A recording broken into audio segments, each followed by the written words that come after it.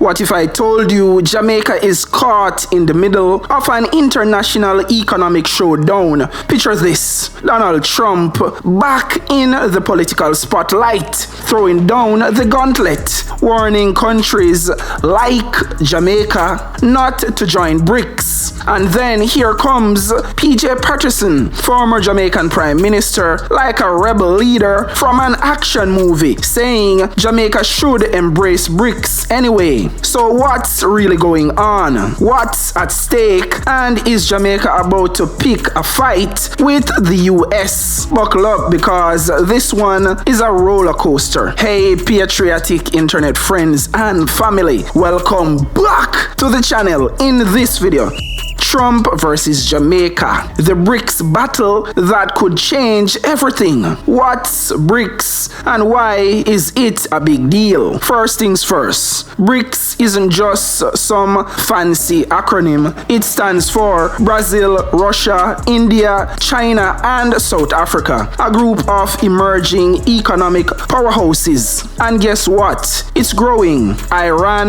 the United Arab Emirates, Ethiopia, and Egypt just hopped on board, and 34 more countries are eyeing membership. Here's why that's got the US sweating bullets. BRICS nations control 35% of the world's land surface or landmass, 45% of its population, and a staggering 88 trillion in combined GDP. That's enough economic firepower to challenge the almighty US dollar. And that's exactly what Donald Trump is worried about. He recently posted on his Truth Social platform with a fiery warning.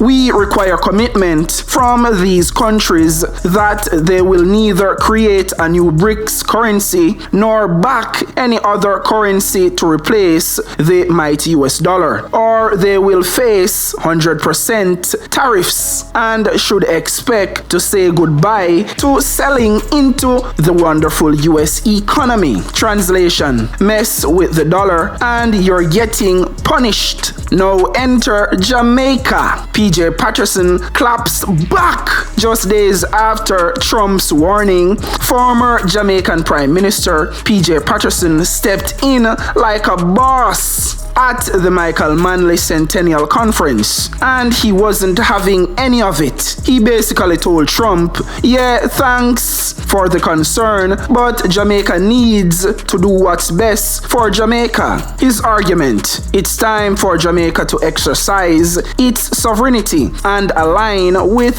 the global south to break free from Western financial control. He even invoked the legacy of former Prime Minister Michael Manley, saying Manley wouldn't ignore BRICS, and neither should we. Patterson also threw down some jaw-dropping facts. 1. The global south now dominates 35% of world trade, overtaking traditional Western markets. 2. By 2050, 1 in 4 people in the world will be African, making South-South alliances even more critical. 3. BRICS isn't just an economic club, it's a movement for self-reliance, reducing dependence on the US and its financial institutions. His message was clear: the world order is shifting and Jamaica better move with it. What's next for Jamaica? Now here's where things get spicy. If Jamaica decides to join BRICS, what happens next? 1. The US could retaliate. Trump's tariff threats wasn't a joke. The US is Jamaica's largest trade partner, so economic penalties could be severe. 2. Jamaica gains more global influence. Being a part of a rising economic powerhouse could give Jamaica better trade deals, stronger alliances, and more leverage on the global stage. 3. The big question: will the Jamaican government make a move? So far, Patterson's call is just a suggestion, but with BRICS growing and the US pushing back, pressure is mounting tempting for Jamaica to pick a side. Here's a summary of the highlights and the key points. Donald Trump warns countries against BRICS, threatening 100% tariffs on those who challenge the US dollar. PJ Patterson says Jamaica should ignore Trump's warning and embrace BRICS for economic sovereignty. BRICS nations control 45% of the world's population and 88 trillion in GDP, a serious threat to Western dominance. The global South is gaining power, and Jamaica must decide whether to align with the future or stay tied to the US. If Jamaica joins BRICS, it could face economic retaliation from the US or gain stronger global position. This is Trump's way of protecting their hegemony, meaning them are maintain their control and dominance over all the other countries where existing in the world through the power of the US dollar. As you know already, the US dollar is the global reserved currency.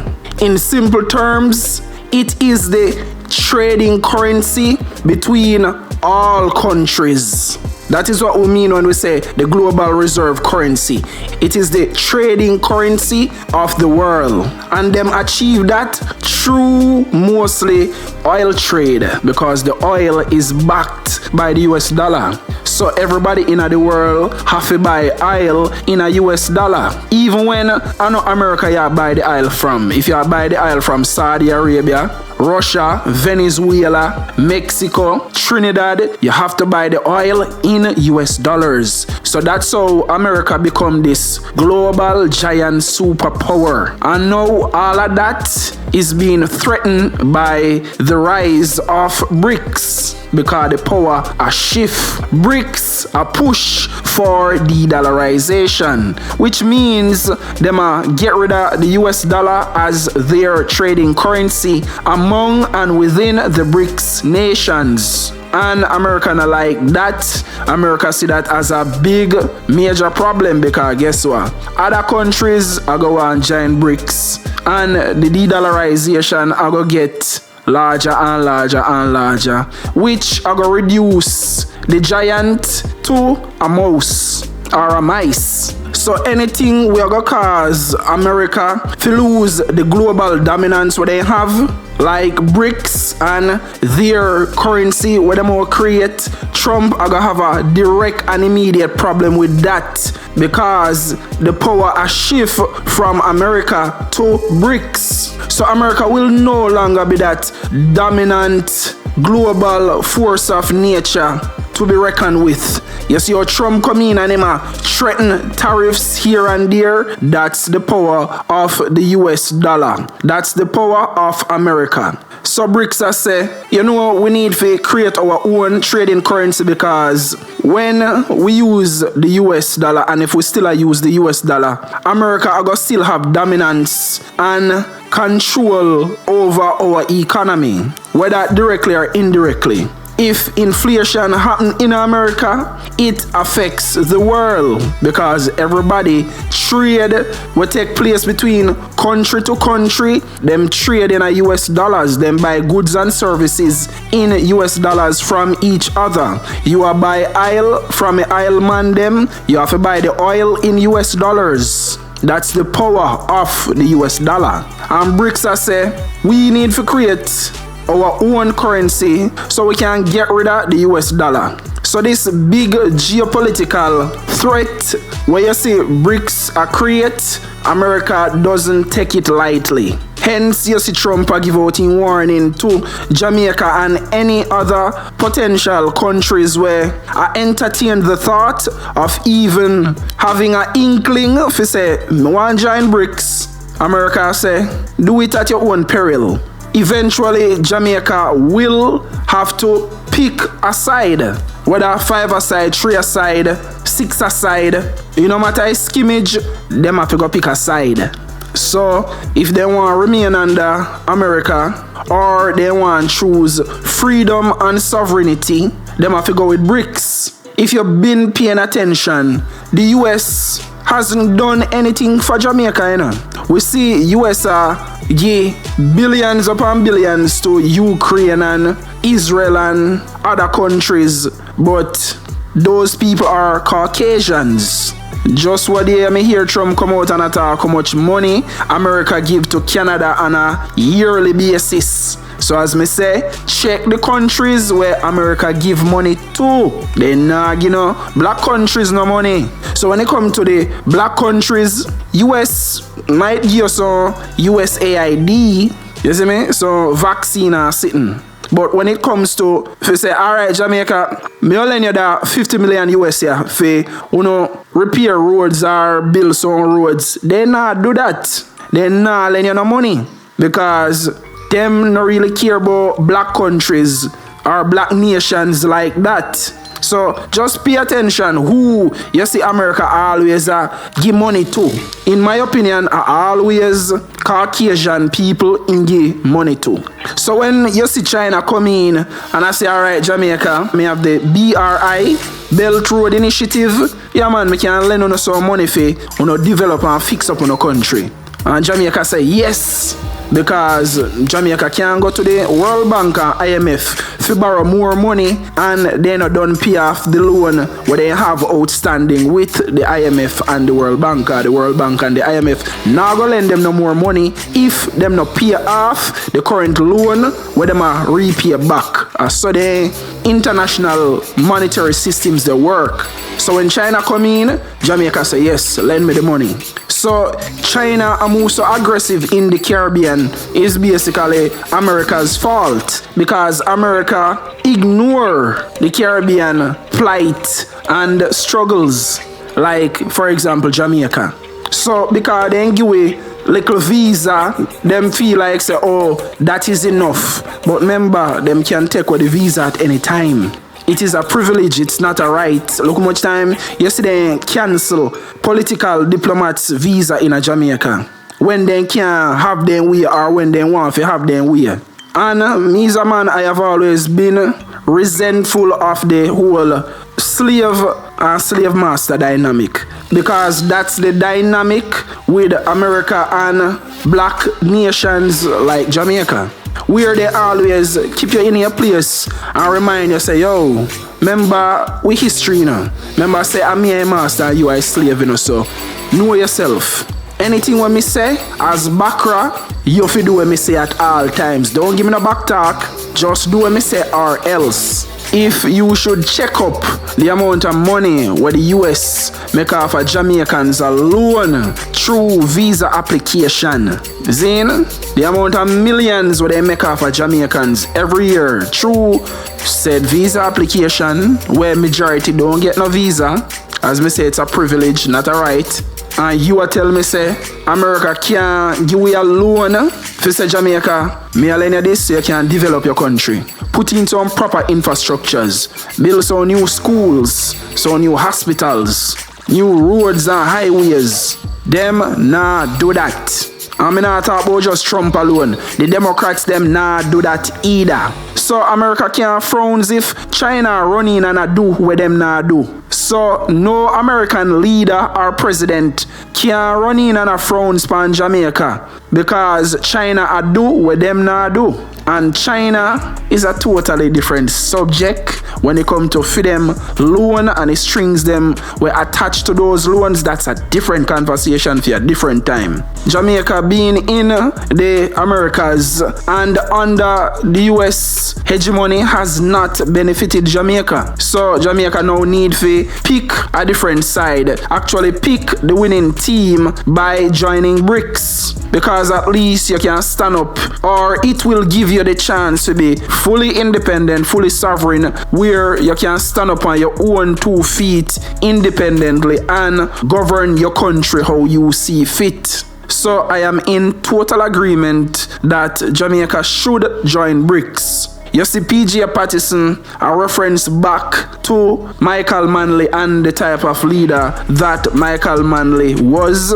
Michael Manley is a very patriotic leader, a leader where full of nationalism and patriotism. a leader with backbone where would have stand up to Trump and say, yo, me I go join BRICS, you know, so here what? Do what you want to do. Me no care. We don't have leaders like that as prime ministers anymore. So even though PJ I say with a giant BRICS, which me agree with, and PJ reference Michael Manley, I don't think Mark Golding or PM Holness is a leader like Michael Manley. Not even close. I don't see Mark Golding being that patriotic nationalist leader where I go stand up to Trump and say, yo, do what you want to do in a bossy. This me I do. Or any other US president. Me not see none of these future Jamaican prime ministers with that type of backbone the way I go say, no, me not depend that. So here what? If you want to take away a little visa where you give it, take away. But we not submit and bow down to UNO no longer. It's like we have this licky culture where even if the leaders want to take a stance like that, the leaders them afraid to take the stance because guess what? If people them I go frowns and hear them and say, UNO, me could no visa, we can't go to America, we don't have what you suffer because the same Jamaican leaders never build a nation of people where independent, where patriotic enough to know say, yo, me I stay Jamaica and build my country. Me no need to leave Jamaica. And even if me do leave Jamaica, I have to build Jamaica and come back to my yard. And if you go foreign, go live permanently.